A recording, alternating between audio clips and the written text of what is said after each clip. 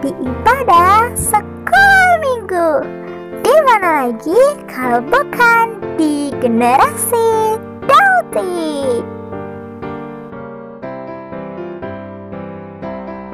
Ibadah sekolah minggu segera dimulai. Teman-teman, ayo ambil Alkitabnya. Duduknya rapi. Gak boleh makan atau minum ya.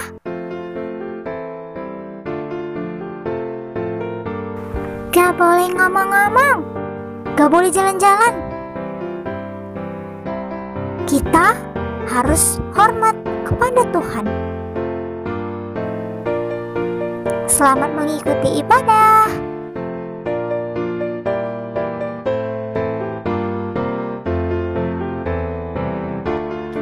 Halo adik-adik, kita bertemu lagi di ibadah sekolah minggu. Kita bersyukur untuk anugerah Tuhan yang terus memelihara kita sampai hari ini. Hari ini kita memuji Tuhan dengan judul lagu Hore Hore Berkumpul di Sini.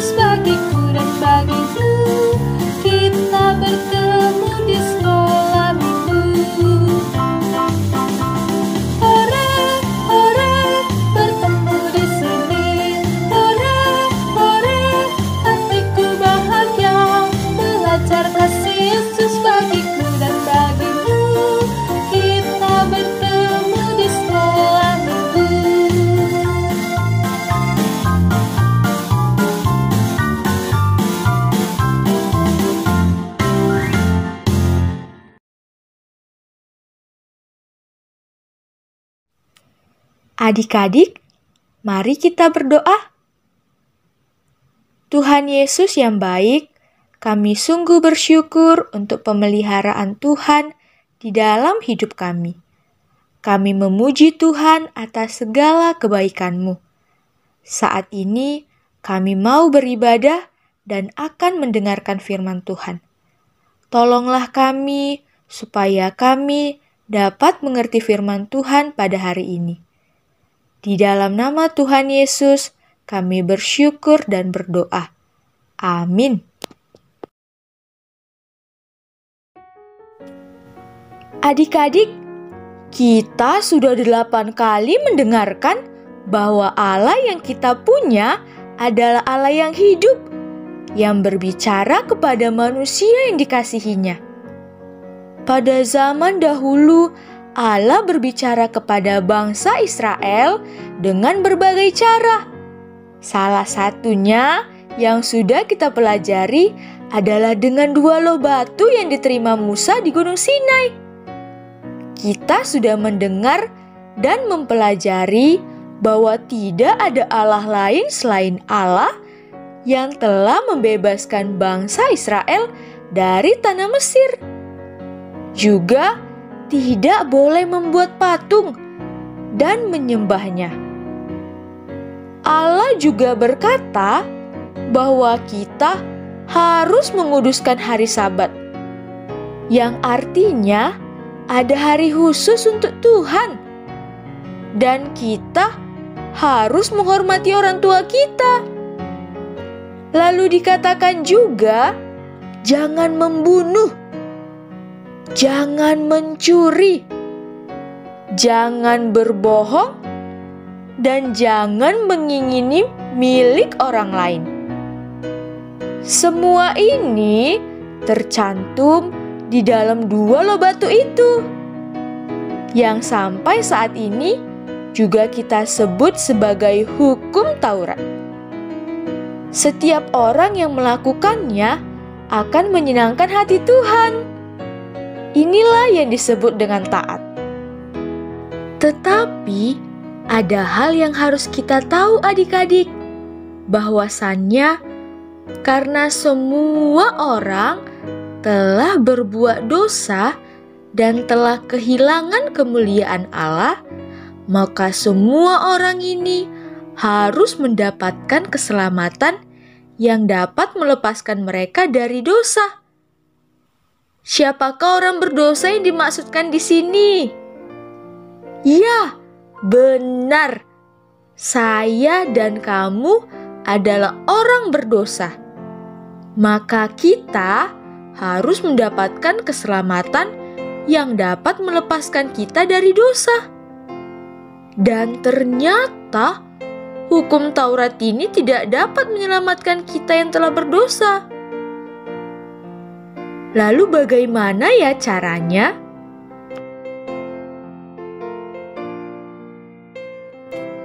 Ayo adik-adik, kita buka Alkitab kita baca firman Tuhan dari Roma 10 ayat 4, 9, dan ayat 10. Ayat 4, sebab Kristus adalah kegenapan hukum Taurat, sehingga kebenaran diperoleh tiap-tiap orang yang percaya. Ayat 9, sebab jika kamu mengaku dengan mulutmu bahwa Yesus adalah Tuhan dan percaya dalam hatimu bahwa Allah telah membangkitkan Dia dari antara orang mati, maka kamu akan diselamatkan. Karena dengan hati orang percaya dan dibenarkan, dan dengan mulut orang mengaku dan diselamatkan. Adik-adik, firman Tuhan berkata bahwa kegenapan hukum Taurat adalah Kristus.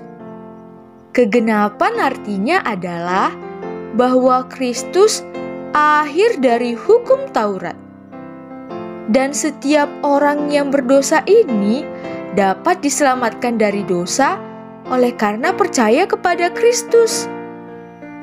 Dari semua hukum Taurat yang sudah kita pelajari itu, semuanya memimpin kita kepada pengertian bahwa Allah yang kita punya ini adalah Allah yang berkuasa dan Allah yang kudus. Allah membenci yang namanya dosa. Maka lewat hukum Taurat ini, kita bisa melihat hal-hal apa saja yang disenangi oleh Tuhan dan apa yang tidak disenangi Tuhan. Nah, adik-adik, pernahkah kita mencoba untuk mentaati semua hukum ini? Lalu, tujuannya apa? Untuk diselamatkan? Wah, mungkin kita pernah berpikir demikian. Akhirnya, kita berjuang untuk melakukan semuanya. Ternyata, ada satu yang tidak bisa kita kerjakan. Lalu bagaimana? Hal itu sama seperti membuat kue adik-adik. Ketika kita membuat sebuah adonan kue, kita membutuhkan 10 butir telur. 9 butir telur sudah kita pecahkan dan kita campurkan ke adonan. Lalu telur yang ke-10 setelah kita pecahkan, kemudian kita campurkan, ternyata telurnya busuk. Telur busuk itu sudah tercampur dan merusak adonan. Oleh karena 1 butir telur yang busuk, seluruh adonan kue menjadi rusak dan tidak bisa lagi digunakan. Semuanya harus dibuang. Nah, adik-adik, demikianlah keadaan kita, orang yang sudah berdosa ini. Ketika kita melakukan sebagian hukum Taurat, dan ada satu yang tidak bisa kita lakukan, semuanya itu sudah rusak. Mengapa? Karena kita adalah manusia yang sudah berdosa. kita tidak mampu melakukan seluruh hukum Taurat dengan sempurna. Dengan adanya satu hal yang tidak bisa kita kerjakan, itu menunjukkan bahwa kita tidak mampu oleh karena hukum. Maka firman Tuhan yang sudah kita dengar hari ini berkata bahwa dan di atas semua ini, akhir dari hukum Taurat yang bisa menyelamatkan adalah Kristus.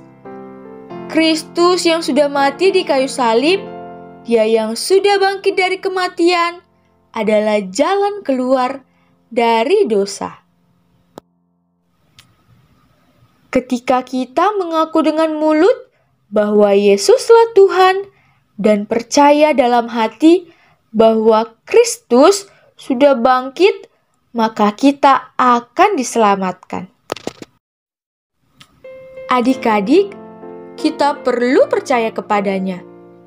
Karena dengan percaya kepada Kristuslah, kita dapat diselamatkan dari dosa. Dan kita bisa hidup di dalam hukum-hukum yang sudah disampaikan melalui firman Tuhan. Adik-adik, kita perlu percaya kepadanya. Karena dengan percaya kepada Kristuslah, kita bisa diselamatkan dari dosa. Dan kita bisa hidup di dalam hukum-hukum yang sudah disampaikan melalui firman Tuhan. Kristus yang sudah kita dengarkan dan kita kenal selama ini perlu hadir dalam hati adik-adik semua.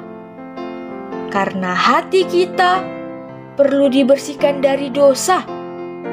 Dan setelah dibersihkan dari dosa, maka Kristus yang akan mengisi hati kita dan berkuasa atas hidup kita.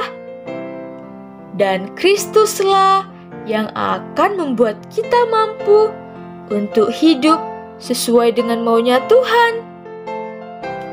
Adik-adik mau diselamatkan dari dosa? Percayalah kepada Kristus. Terimalah Dia ke dalam hatimu, maka kamu akan diselamatkan.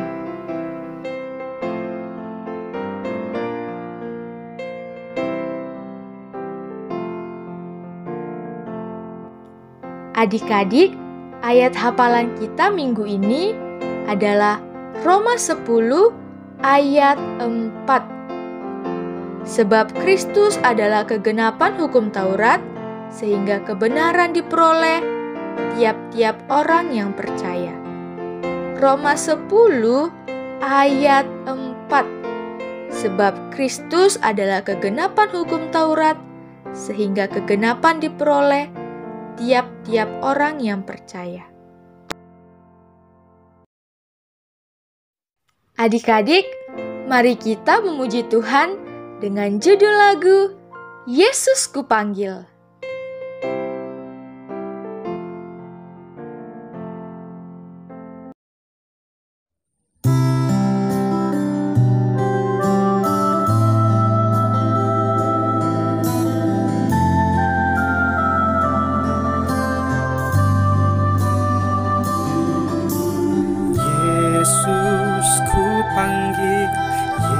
Yesus ku undang masuk dalam hatiku. Yesus ku panggil, Yesus ku undang masuk dalam hatiku. Memimpin, menuntun setiap langkah hidupku, sucikan, kuduskan semua dosaku.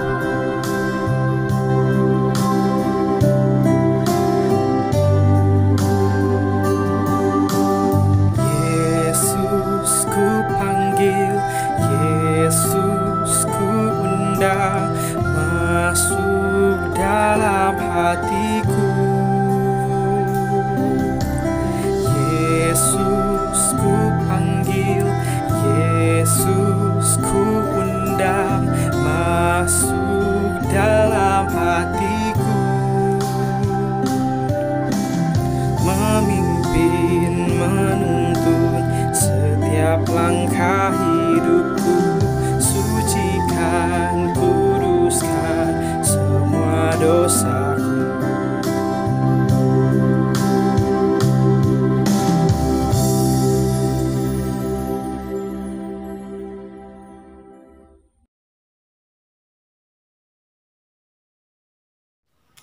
Mari kita berdoa. Tuhan Yesus yang baik, kami bersyukur karena telah mendengarkan firman Tuhan. Ajarilah kami untuk mengerti dan sampai kepada percaya kepada Kristus. Di dalam nama Tuhan Yesus, kami bersyukur dan berdoa. Amin. Sampai jumpa di ibadah selanjutnya. Dadah! Malam raya menyanyikan kemuliaan-Nya. Cakrawala memasyurkan karya tangannya.